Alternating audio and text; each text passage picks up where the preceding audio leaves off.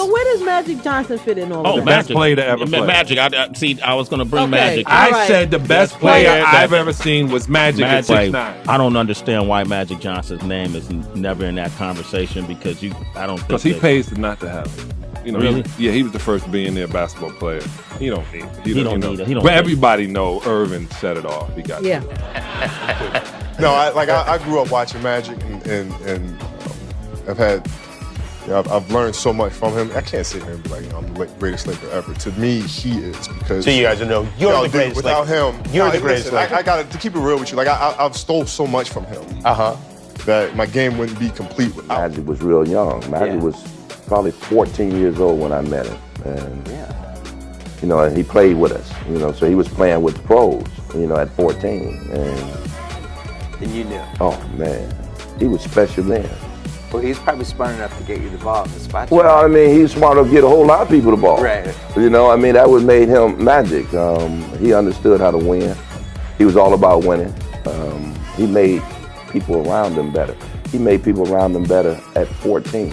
So his potential was scary, and I think he reached his full potential and having a super career he had, you know, as an NBA player. He's the best I've ever seen. He was my driving force. I just don't think there'll ever be another 6'9" point guard that smiles while he humiliates you. People always say to me, you know, could Magic and Larry, play in today's game? I'm like, are you kidding me? And they say, well, what's the difference between those three? I said, here's the difference between those three, and I saw it many, many times.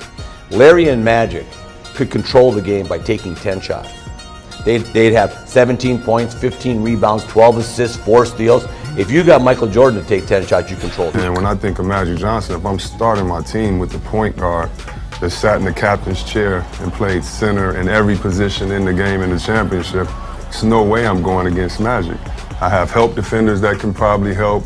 You know, you look at, all these guys are great, but you look at the first few years of all these guys, they all had great Hall of Famers, and maybe Mike didn't have that in the beginning, but to me, the one thing is Magic, being the leader that he is. One thing that is, maybe it is up for question, but Magic to me in the history of the game is one of the best leaders from what you've seen in his getting people energized, getting the crowd energized, the style of play. You ever notice when they scored how fast Magic Johnson got the ball up to half court? You know, those are Showtime things, but you're setting up the play with 20 seconds on the clock, and just him getting everybody involved, knowing what buttons to push. And I don't know if anybody had his intangible. If I'm gonna start my guy with a team with a point guard or a center, I have to go with Magic Johnson, because now I can plug any 2, 3, 4, 5 with a Magic Johnson, and we'll have a chance. I can just say, who was the best point guard of the 1980s, Isaiah? Come on, Zeke, say yourself, Zeke! Say yourself, Zeke! No, honestly, I will have to say Magic Johnson. I believe I was the second best point guard of that era. But Magic Johnson was the best point guard, in my opinion, to ever play. Given that I just want to say, given But I was better than Magic. I mean, I know. That Magic Johnson and Isaiah Thomas, I don't think on this panel that anybody's going to have anybody else to really discuss when we're talking about the best of that decade. You know, Dennis? But saying all that, there was two. None of them were like Magic. Right. None of us. Or you. None of us were like Magic. And the reason why I say that is because in the 80s, I thought we came in and we had original styles. You know, we brought originality to the game. Magic came in and it was like something we had never seen. That's right. And the next clips that we're going to take a look at are from The Jump. So let's have a look. How about this? Let's not talk about Michael. Has he passed Magic? How about that? Has he passed Magic? He's a better player than Magic. Has he passed Magic all time now? Not in my eyes. See? So how do we talk about Jordan if you don't think he's passed Magic? If I'm starting my 5, I'm putting LeBron. I'm not putting Magic. I'm putting LeBron in my 5. LA, give me your starting 5. Give me your starting 5 right here live on air. Live on air. Magic Johnson. Yes. Is Mr. Magic Johnson your friend versus Mr. Larry Bird simply the best player rivalry of all time? I think so. I mean, when you take a look at both of these franchises, when Larry got obviously drafted by Boston, rejuvenized that Celtic-Laker rivalry because Magic's here, you know, along with Cap.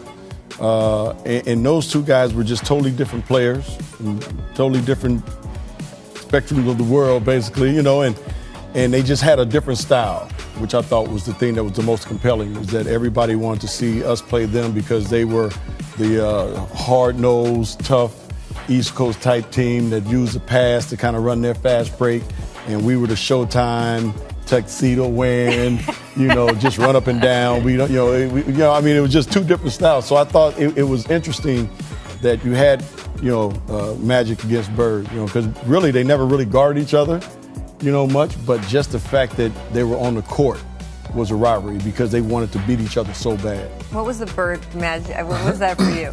It was everything because it was just like you got Magic was like the black player who was great, and you had Bird was the white player who was great.